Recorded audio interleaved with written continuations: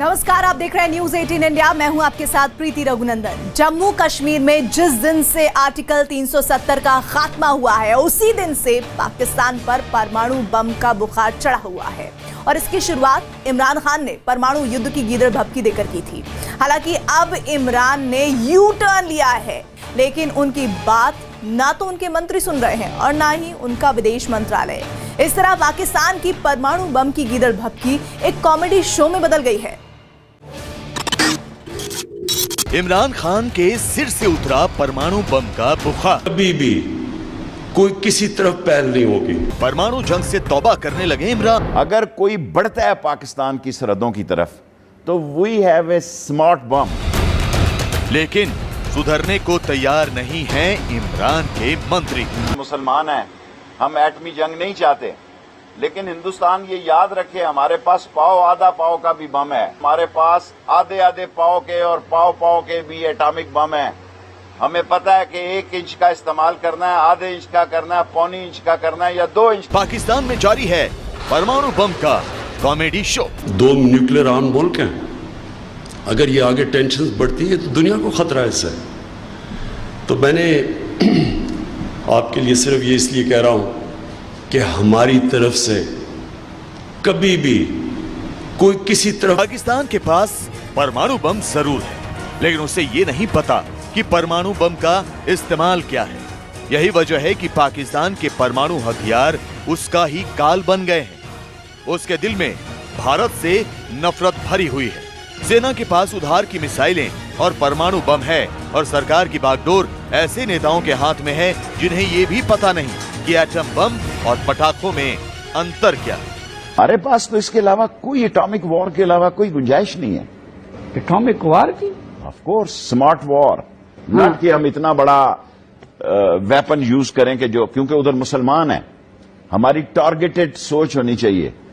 अगर कोई बढ़ता है पाकिस्तान की सरहदों की तरफ तो we have a smart bomb that will be hit only that area where there will be ornaments, there will be smart tanks. atomic bomb? Smart बम कह दिया उसको, जो मर्जी नाम लो। ये इमरान खान की सरकार के रेल मंत्री शेख रशीद हैं, जिन पर परमाणु बम का ऐसा बुखार चढ़ा है कि शायद उनका दिमाग हिल चुका है। हमारे वहां 25-30 करोड़ मुसलमान हैं, हम एटमी जंग नहीं चाहते, लेकिन हिंदुस्तान ये याद रखे हमारे पास पाव आधा पाव का भी बम है। हमारे पास आधे आधे पाव के और पाव के भी एटॉमिक बम है। हमें पता है कि 1 इंच का इस्तेमाल करना है, आधे इंच का करना है, पौनी इंच का करना है या 2 इंच का करना है। शेख रशीद अहमद की पूरी दुनिया में खिल्ली उड़ी तो इमरान खान होश में आए। जम्मू कश्मीर से आर्टिकल 370 खत्म होने के बाद इमरान खान भी कई बार परमाणु युद्ध की गीदड़ भभकी दे चुके थे, लेकिन अब वो इस बात से ही पलट गए और दुहाई देने लगे कि परमाणु युद्ध की बात सोचेंगे भी नहीं, क्योंकि ये बेहद खतरनाक है। 2 न्यूक्लियर आर्म मुल्क हैं। अगर ये आगे टेंशन बढ़ती है तो दुनिया को खतरा है इससे। तो मैंने आपके लिए सिर्फ ये इसलिए कह रहा हूं कि हमारी तरफ से कभी भी कोई किसी तरफ पहल नहीं होगी। उम्मीद थी कि शेख रशीद की अक्ल इमरान खान की बातों से ठिकाने आ जाएगी, लेकिन पाकिस्तान में इमरान खान की सुनता कौन है। पाकिस्तान के विदेश मंत्रालय के प्रवक्ता डॉक्टर मोहम्मद फैजल ने ट्वीट करके अपने ही प्रधानमंत्री के बयान को खारिज कर दिया। इमरान खान ने 2 परमाणु शक्तियों के बीच संघर्ष के बारे में जो बयान दिया उसे गलत ढंग से पेश किया जा रहा है। परमाणु हथियारों से लैस 2 देशों के बीच विवाद नहीं होना चाहिए, लेकिन अगर ऐसा होता है तो भी पाकिस्तान की परमाणु नीति में कोई बदलाव नहीं होगा। We will seize every opportunity to sensitize the world community about the unspeakable suffering of the people of occupied Jammu and Kashmir. Pakistan की परमाणु नीति का पहला चरण धमकी देना ही है। इस लिहाज से तो यही लगता है कि इमरान खान झूठ बोल रहे हैं और शेख रशीद के जरिए पाकिस्तान की आर्मी अपनी परमाणु नीति पर अमल कर रही है। शेख रशीद तो ऐलान कर चुके हैं कि उन्हें पाकिस्तान की फौज ने आग उगलने का ठेका दे रखा है, इसीलिए वो चुप होने का नाम नहीं ले रहे। तो ISPR की मैंने मूवी देखी है। ये हमारे पास तो इसके अलावा कोई एटॉमिक वॉर के अलावा कोई गुंजाइश नहीं है। एटॉमिक वॉर की? Of course, smart war. Sheikh Rashid का बयान ने इमरान खान की बची खुची साख का भी सत्यानाश कर दिया। शेख रशीद की अपनी कोई हैसियत तो पहले भी नहीं थी, लेकिन भारत ने शेख रशीद को आईना जरूर दिखाया। अपने विभाग के बारे में कुछ भी नहीं बोलता, रेल विभाग के बारे में सुबह से शाम तक भारत के बारे में बोलता है। कोई फिल्म देख ली तो कहता है कि 100 ग्राम के एटम बम है और उसे ऐसा मारेंगे जिससे सिर्फ हिंदू मरे, मुसलमान न मरे। बड़ी हमारी चिंता में दुबला हो रहा है शेख रशीद। किसी को भी ये समझ नहीं आ रहा कि इमरान खान और शेख रशीद खुद कंफ्यूज हैं या फिर ये पाकिस्तान के दो मुंहा सांप होने का नया सबूत। अब आतंकवाद रोकिए और आतंकवाद को प्रश्रय देना छोड़िए, तो बैठ करके बातचीत का समाधान निकल आएगा। शेख रशीद जिन छोटे बमों के नाम से पाकिस्तान के बड़े कंफ्यूजन का तमाशा दिखा रहे हैं, उसके नाम पर पाकिस्तान बहुत दिनों से गीदड़ भभकी देता रहा है।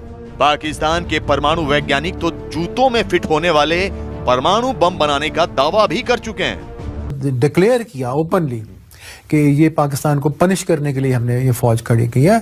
अगर कोई बॉम्बे टाइप या कारगिल टाइप इंसिडेंट होता है तो हम पाकिस्तान में ये फौज जाएगी और जाके पाकिस्तान को 2 लख्त करेगी और जाके 200-400 स्क्वायर मरबा किलोमीटर टेरिटरी ऑक्युपाई करके वहाँ बैठेगी। शेख रशीद को आजकल जैसे दौरे पड़ रहे हैं, वैसे दौरे पहले पाकिस्तान के पूर्व रक्षा मंत्री ख्वाजा आसिफ को भी पड़ते थे। अगर हमारी सलामती को खतरा हुआ, हमारी सरजमीन के ऊपर किसी ने कदम रखा और किसी के अज़ाइम जो हैं वो हमारी सालमियत के मुताबिक जो है के मुतल्लक जो है वो खतरनाक हुए, तो हम गुरेज नहीं करेंगे। पाकिस्तान के लोगों को तब वहां की मीडिया और परमाणु हथियारों की समझ रखने वालों ने समझाया था कि बिद्दी से परमाणु बम भारत पर हमले के। हालांकि इसके बाद भी पाकिस्तान के पूर्व राष्ट्रपति परवेज मुशर्रफ ने पूरी बेशर्मी से कबूल किया था कि परमाणु बम उनके लिए ब्लैकमेलिंग का हथियार है। ब्लैकमेलिंग के लिए ही पाकिस्तान के नेता और वहां की फौज परमाणु युद्ध का हिस्टीरिया पैदा करने में जुटी है। Nuclear as well as armed forces, I would say हमारी स्ट्रैटेजी है स्ट्रैटेजी ऑफ डिटरेंस है।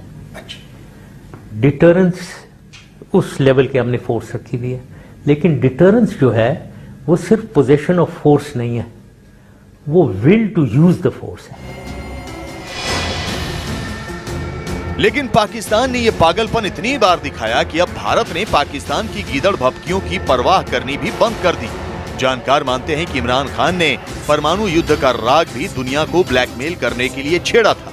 इमरान की ये चाल नाकाम रही और वो खुद अपनी धमकियों के जाल में बुरी तरह फंस गए। खान का इस्तेमाल सेना इस तरह से कर रही है कि वो इमरान खान का एक सॉफ्ट चेहरा सामने रखने की कोशिश करती है।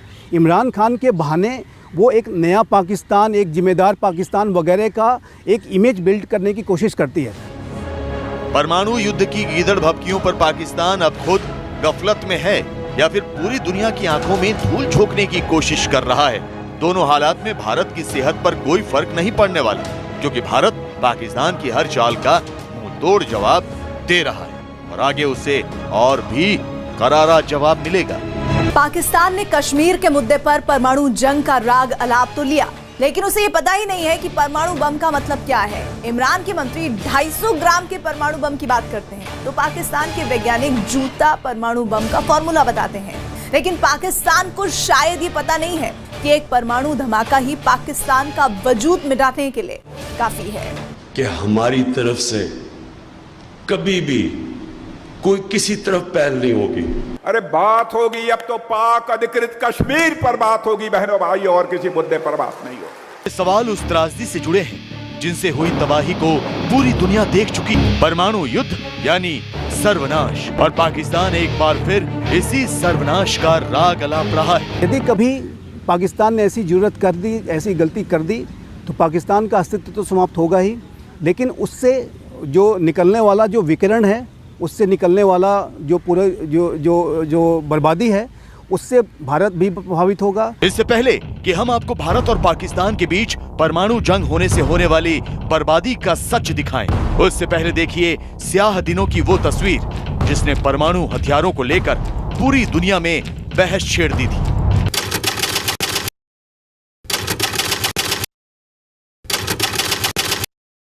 अमेरिका के बॉम्बर विमान इनोला गे से निकला परमाणु बम लिटिल बॉय जापान के हिरोशिमा की जमीन पर गिरने लगा। सैकड़ों फीट की ऊंचाई से गिरने वाला लिटिल बॉय हवा के थपेड़ों से बहकने लगा और महज 43 सेकंड के भीतर अपने टारगेट से 250 मीटर की दूरी पर फट पड़ा। 12,500 टन TNT के बराबर बम के फटते ही तापमान 10 लाख सेंटीग्रेड तक पहुंच गया।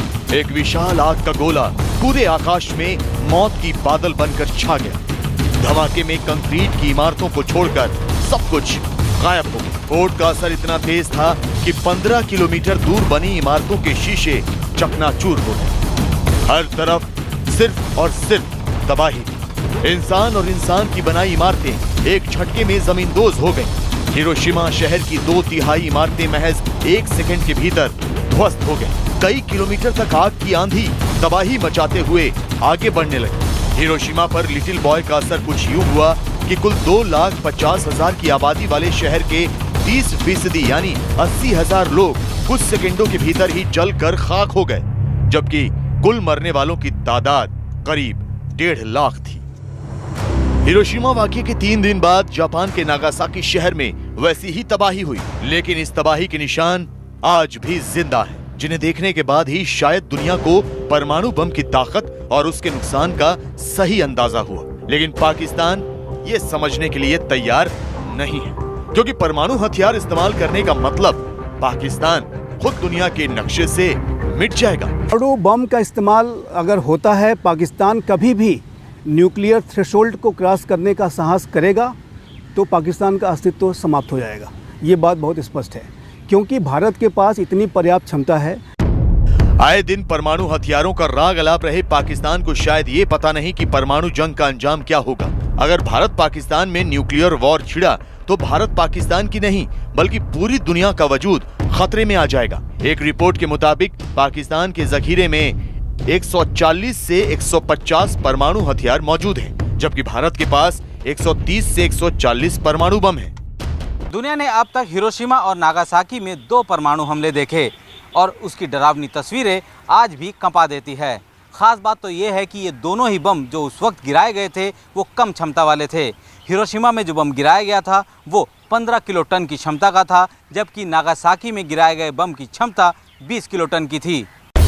लेकिन अब दुनिया में जो परमाणु बम है वो उससे काफी ताकतवर है। माना जाता है कि भारत और पाकिस्तान के पास 100 किलो टन से ज्यादा की क्षमता वाले परमाणु बम मौजूद हैं और अगर इनका इस्तेमाल हुआ तो सब कुछ स्वाहा हो जाएगा।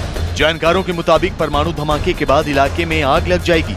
करीब 0.79 किलोमीटर के दायरे में सब कुछ खाक हो जाएगा, जबकि 3.21 किलोमीटर तक भूकंप के झटके महसूस किए जाएंगे। परमाणु धमाके का रेडिएशन 10.5 किलोमीटर के दायरे में फैलेगा और इसके प्रभाव में 50 से 90% लोग आएंगे। परमाणु बॉम्ब्स का जो रेडिएशन होता है उसका प्रभाव लगातार जो है सस्टेन करता है जनरेशन्स तक। हिरोशिमा नागासाकी के जो बॉम्ब्स इस्तेमाल किए गए अमेरिका ने, वहाँ पे जो बच्चे आज भी पैदा होते हैं उनके अंदर भी तमाम तरीके के डिफेक्ट्स होते हैं।